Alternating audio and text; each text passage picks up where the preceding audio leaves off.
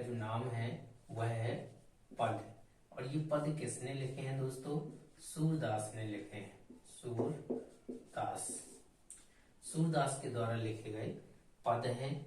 तो ये आप लोगों को देखना है, लिखना है। और इसके बाद लिखते हैं, सबसे पहले पॉइंट बनाते हैं दोस्तों। तो पॉइंट में लिखना है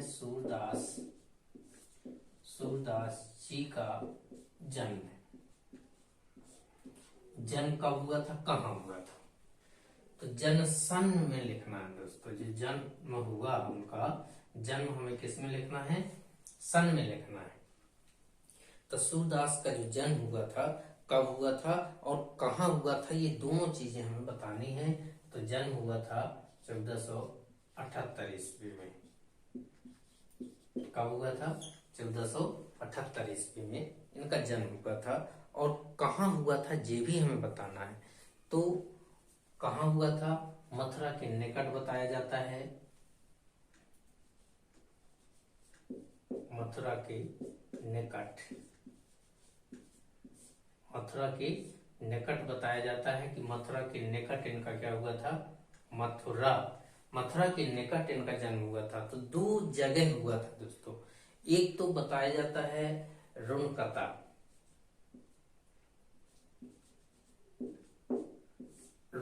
बताया जाता है।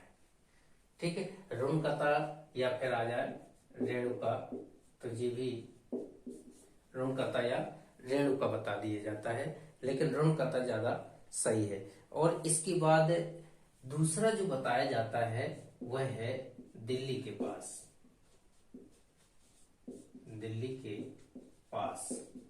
कहां पर? दिल्ली के पास सीही नामक गांव में, या फिर कह दें रुणकता नामक गांव में। तो ये मथुरा के निकट हो गया और ये दिल्ली के निकट हो।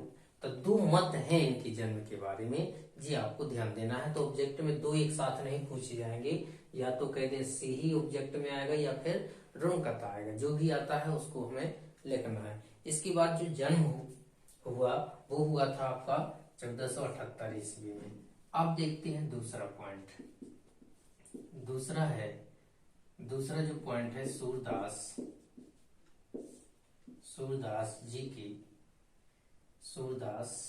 की मृत्यु कब हुई? तो ये भी हमें सन में बताना है दोस्तों। कब हुई? तो ये आपको किस में लिखना है? सन में लिखना है। तो सन बताया जाता है कि सन 1583 ईस्वी में 1583 ईस्वी में हुआ था। इनकी मृत्यु यहाँ हुई थी और 1478 में कह दिन का जन्म हुआ था। अब बात आती है कि इनकी जो मृत्यु है वो कहाँ हुई थी। तो मृत्यु का स्थान भी पूछा जा सकता है। तो स्थान में आता है पारसौली नामक गांव। कहाँ हुई थी? पारसौली।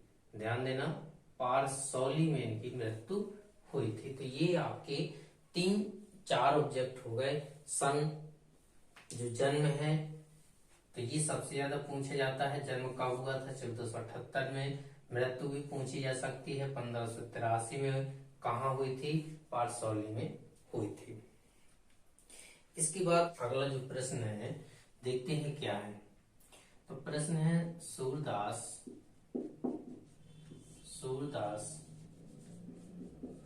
कृष्ण के अनन्य भक्त थे। तो यहां से प्रश्न आता है किसके अनन्य भक्त थे? सूरदास किसके अनन्य भक्त थे? तो दोस्तों क्या आंसर होगा? कृष्ण के थे। इसके बाद सूरदास कृष्ण के अनन्य भक्त हैं। और कहते हैं कि ऑब्जेक्ट इसी से कर लें, कृष्ण भक्ति धारा की कवि। कृष्ण भक्ति धारा की कृष्ण भक्ति धारा के कवि हैं और कृष्ण के क्या है? अनन्य भक्त हैं। इसके बाद सूरदास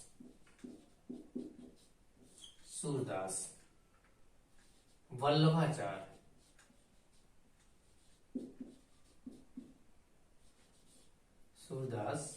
वल्लभाचार्य के क्या थे, शिष्य थे। अब यहाँ से प्रश्न ध्यान देना कैसे पूछा जाएगा। सूरदास किसके शिष्य थे, तो वल्लभाचार्य के।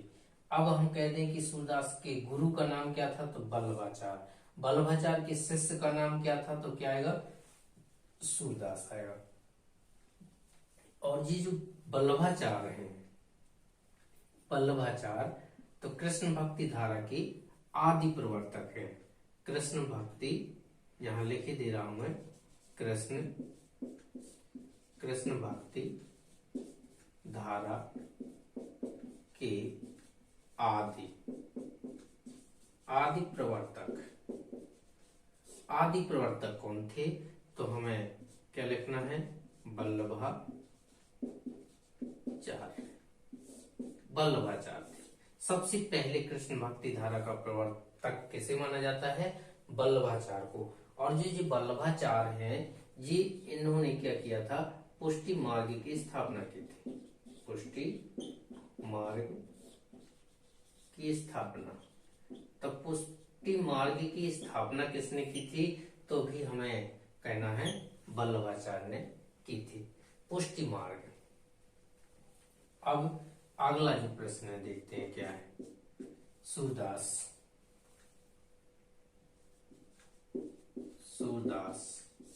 के उपनाम या अन्य नाम भी कह सकते हैं। तो देखिए, वल्लभाचार्य ने पुष्टि मार्ग चलाया। वल्लभाचार्य किस धारा के हैं, कृष्ण भक्ति धारा के हैं। तो अब यहां से एक प्रश्न बना, पुष्टि मार्ग का जहाज कहा जाता है। ध्यान देना, पुष्टि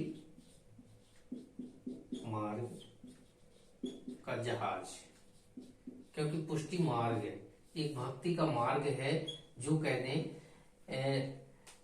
ईश्वर की भक्ति करने के लिए प्रेरित करता है। किस ईश्वर की, कृष्ण की भक्ति करने के लिए हमें प्रेरित करता है। लेकिन उसमें जितने भी कवि थे, उन सारे कवियों में से कहते सूरदास इस मार्ग पर चलने में सबसे ज्यादा सफल रहे, इसलिए इन्हें पुष्टि मार्ग का जहाज कहा जाता है। इसके बाद जो दूसरा नाम है वह है अष्टछाप का जहाज। अष्टछाप का जहाज, अष्टछाप का जहाज भी कहा जाता है, क्योंकि वल्लभाचार्य के पुत्र विठलनाथ ने अष्टछाप की स्थापना की थी। और अष्टछाप में 8 कवियों को शामिल किया गया था। उन 8 कवियों में से सबसे ज्यादा कहते हैं श्रेष्ठ कवि थे सूरदास, इसलिए उन्हें कहा जाता है अष्टछाप का जहाज कहा जाता है। इसके बाद अगला जो नाम आता है इनका वह है श्रृंगार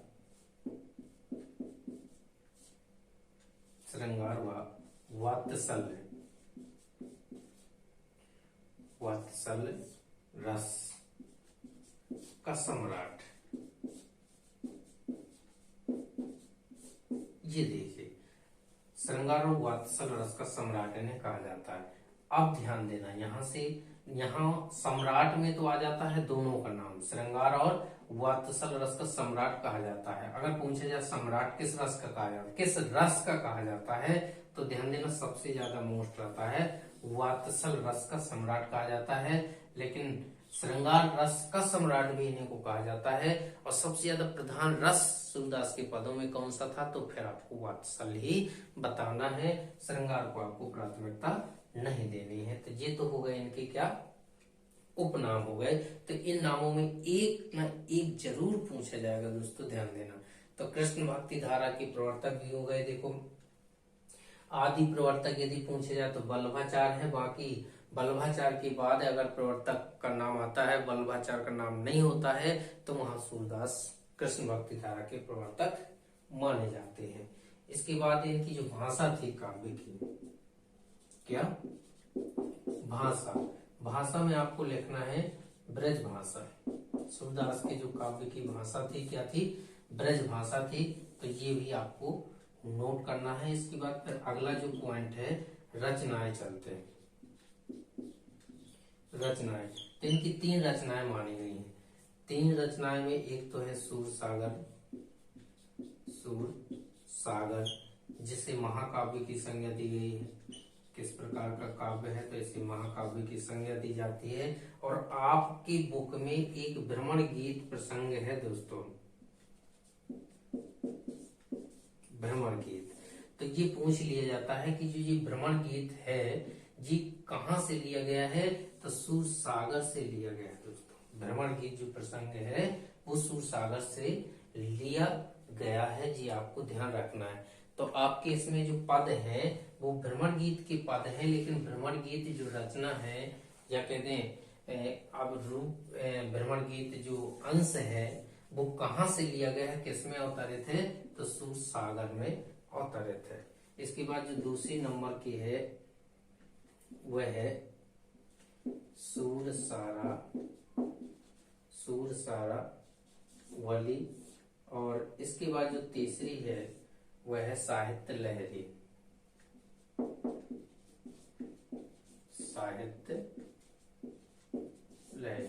ये सूरदास की 3 रचनाएं हैं, सुर सारा वाली, साहित्य लहरी और यहाँ पर सूर सागर।